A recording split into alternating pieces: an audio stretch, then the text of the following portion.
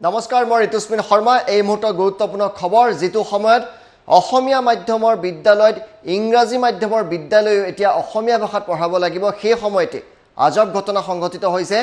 অসমীয়া মাধ্যমৰ বিদ্যালয়ত চৰকাৰৰ তৰফৰ পৰা এতিয়া বঙালী ভাষাৰ পুস্তিকা বিতৰণ কৰা হৈছে। অসমীয়া বিদ্যালয়ত বঙালী ভাষাৰ পুস্তিকা বিতৰণক লৈ হুলস্থুল লাগিছে।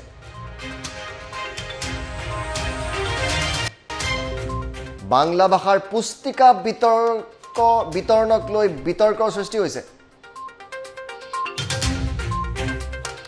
সমাজ কল্যাণ বিভাগে আগবঢ়াইছে শিক্ষাৰ্থীসকলৰ বাবে একোটাকৈ টেবলেট, আৰু তাৰ সৈতে দিয়া হৈছে একোখনকৈ বাংলা ভাষাৰ পুস্তিকা।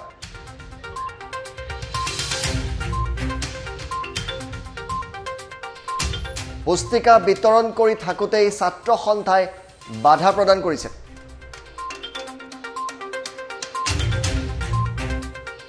আৰু আমি সেয়া আপোনালোকক দেখুৱাইছোঁ।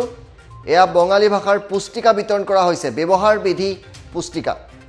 অসমীয়া মাধ্যমৰ বিদ্যালয়ত সমাজ কল্যাণ বিভাগৰ দ্বাৰা চৰকাৰৰ তৰফৰ পৰা অসমীয়া ছাত্ৰ ছাত্ৰীক বঙালী ভাষাৰ পুস্তিকা বিতৰণক লৈ বিতৰ্কৰ সৃষ্টি হৈছে। সদৌ অসম ছাত্ৰ সন্থাই ইয়াত বাধা প্ৰদান কৰিছে।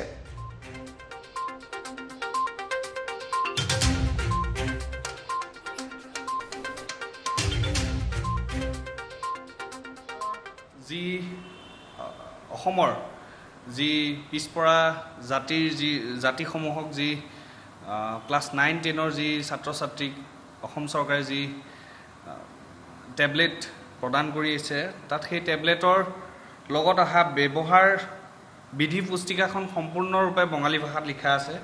আজি আমি কলিয়াবৰ কেন্দ্ৰীয় ছাত্ৰ সন্থাই কলিয়াবৰত যি ছাত্ৰ ছাত্ৰীসকলক যি এই টেবলেট বিলাই আছিলে, সেই বিলাই থকা অৱস্থাত আমি এই গোটেই কথাখিনি আমি অৱগত হ'লোঁ যে গোটেই কিতাপখনতে বঙালী ভাষাত লিখা আছে। আজি আমাৰ ছাত্ৰ ছাত্ৰীসকলে বঙালী ভাষা পাঠদান কৰা নাই, কিন্তু পাঠদান নকৰাকৈ বঙালী ভাষা কেনেকৈ পঢ়িব পাৰিব আমাৰ ছাত্ৰ ছাত্ৰীসকলে?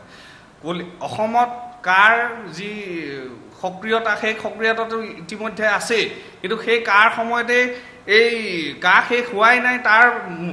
তাৰ আগতেই আমাৰ অসম চৰকাৰে অসমত এই কিতাপ বঙালী ভাষা পাঠদান কৰিবলৈ আৰম্ভ কৰিলে ছাত্ৰ ছাত্ৰীসকলক। গতিকে আমি ছাত্ৰ সন্থাই এই বিষয়টো কেতিয়াও মানি নলওঁ, আৰু ছাত্ৰ সন্থাই আমি কলিয়াবৰ কেন্দ্ৰীয় ছাত্ৰ সন্থাই এই কথাখিনি আমি জিলা ছাত্ৰ সন্থা আৰু কেন্দ্ৰীয় ছাত্ৰ সন্থাৰ লগত আলোচনা কৰিছোঁ।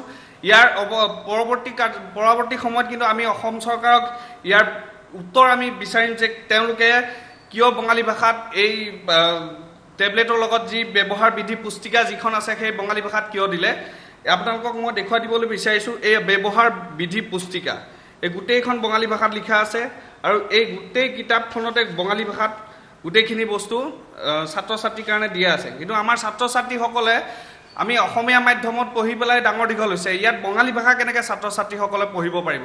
গতিকে চৰকাৰক আমি আগন্তুক দিনত আমি চৰকাৰৰ পৰা আমি উত্তৰ বিচাৰিছোঁ যে তেওঁলোকে বঙালী ভাষা কাৰ শেষ নোহোৱাৰ আগতেই বঙালী ভাষা কিয় আমাক অসমত ছাত্ৰ ছাত্ৰীসকলক বঙালী ভাষা শিকিবৰ কাৰণে এনেকৈ কিতাপ পত্ৰ উলিয়াই তেওঁলোকে কিয় আমাৰ অসমৰ ছাত্ৰ ছাত্ৰীসকলক বঙালী ভাষা শিকিবলৈ বাধ্য কৰাইছে। গতিকে আমি ছাত্ৰ সন্থাই ইয়াৰ কিন্তু উত্তৰ বিচাৰিছোঁ আমি অসম চৰকাৰৰ পৰা। এই টেবলেটসমূহ কোন ক্লাছৰ ষ্টুডেণ্ট? আমি 2019 আৰু 20 বৰ্ষৰ বাবে যোগানকাৰীৰ পৰা, অৰ্থাৎ আমাৰ ডিপাৰ্টমেণ্টৰ WPT&PC ডিপাৰ্টমেণ্টৰ পৰা আমাক tablet PC with exercise book class 9-10 Assamese মিডিয়ামত 620টা টেবলেট আমি যোগান পাইছোঁ, আৰু tablet PC with text books for class 9-10ৰ বাবে বেংগলী মিডিয়ামত 145টা আমি পোৱা হৈছে। ইতিমধ্যে আমি এই টেবলেটসমূহ বিতৰণ কৰিবৰ বাবে আমি ব্যৱস্থা কৰি থকা হৈছে। গতিকে আমি যিমান পাৰোঁ সোনকালে ইয়াৰ বিতৰণ কৰাৰ ব্যৱস্থা কৰিম।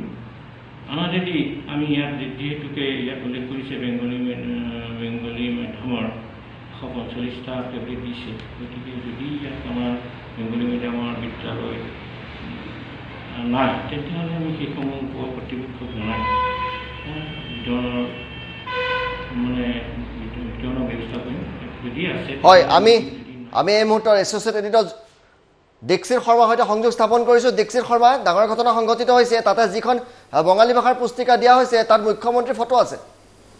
হয়, নিঃসন্দেহে চাওক ঋতুস্মিন শৰ্মা, এই মুহূৰ্তত এইটো প্ৰথম ক'ব লাগিব যে এইখন চৰকাৰ যি কিছুদিনৰ পূৰ্বে কেবিনেটত সিদ্ধান্ত লৈছিল যে অসমত কেৱল অসমীয়া ভাষাত পাঠদান কৰা হ'ব, ইংৰাজী মাধ্যমৰ বিদ্যালয়তো অসমীয়া ভাষা পঢ়াব লাগিব, এইখন চৰকাৰে এই কেবিনেট প্ৰস্তাৱ লৈছিলে কাৰ্যকাৰী কৰাৰ কাৰণে তেওঁলোকে নিজৰ যি কাৰ্যপন্থা আছে কাৰ্যপন্থা এইখন চৰকাৰে লৈ আছে। কিন্তু তাৰ মাজতেই দেখা পোৱা গৈছে যে এই ঘটনা সংঘটিত হৈছে যে সমাজ কল্যাণ বিভাগৰ ফালৰ পৰা যি পুস্তিকা দিয়া হৈছে এইটো বঙালী ভাষাৰ দিয়া হৈছে। এইটো প্ৰশ্ন উত্থাপন হয় যে এইটো চৰকাৰে, যিখন চৰকাৰে অসমীয়া ভাষাক প্ৰাধান্য দিব লাগে বুলি বাৰম্বাৰ কৈ থাকে, কা আন্দোলনৰ সময়ত দেখা পোৱা গৈছিল যে কেবিনেটে সিদ্ধান্ত লৈছিল যে অসমীয়া মাধ্যমত পাঠদান কৰা হ'ব, প্ৰকৃততে এই চৰকাৰখনৰ যে কাম আৰু কাজৰ মাজত পাৰ্থক্য আছে এইটোকে প্ৰমাণ কৰে এই যি ঘটনা সংঘটিত হৈছে যে বঙালী ভাষাৰ কিতাপ পাঠ্যপুথি ছাত্ৰ ছাত্ৰীসকলক বিতৰণ কৰা হৈছে। প্ৰকৃততে এই চৰকাৰখনৰ সদিচ্ছাৰ অভাৱ, সদিচ্ছা যদি থাকিলেহেঁতেন এই চৰকাৰখনৰ এনেধৰণৰ কাৰ্য কেতিয়াও নহয়।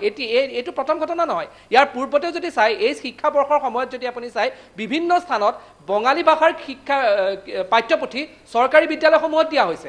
যদি চৰকাৰখনৰ অলপমানো কাণ্ডজ্ঞান থাকিলেহেঁতেন, যদি তেওঁলোকে কেৱল ভোট বেংকৰ আশা নকৰি অসমীয়াৰ কাৰণে কাম কৰিলেহেঁতেন, এনেধৰণৰ ভুল বাৰম্বাৰ নহয়। আৰু এই ঘটনাই এইটোৱে প্ৰমাণ কৰিছে যে এই চৰকাৰ, সৰ্বানন্দ সোণোৱাল চৰকাৰ নেতৃত্বাধীন চৰকাৰখনৰ অসমীয়াৰ প্ৰতি কিমান তেওঁলোকৰ যি ধাৰণা আছে সেই ধাৰণা নাই, কেৱল ভোট বেংকৰ কাৰণে তেওঁলোকে কাম কৰি থাকে। আৰু এই যি ঘটনা সংঘটিত হৈছে ই বাৰম্বাৰ প্ৰমাণ কৰি আছে যে যি চৰকাৰে বাৰম্বাৰ কৈ থাকে যে অসমীয়া ভাষাত পাঠদান হ'ব, তো তেনে এখন চৰকাৰৰ দিনত এই ঘটনা কেনেকৈ সংঘটিত হ'ব পাৰিছে, ইয়াক লৈ এটা ডাঙৰ প্ৰশ্ন উত্থাপন হৈছে। ধন্যবাদ জনাইছোঁ। আৰু এই মুহূৰ্তত আমি সেই পুস্তিকাখন আপোনালোকক দেখুৱাইছোঁ। সকলোকে ডাঙৰ কথা, মুখ্যমন্ত্ৰী সৰ্বানন্দ সোণোৱালৰ প্ৰথম পৃষ্ঠাতে ফটো আছে।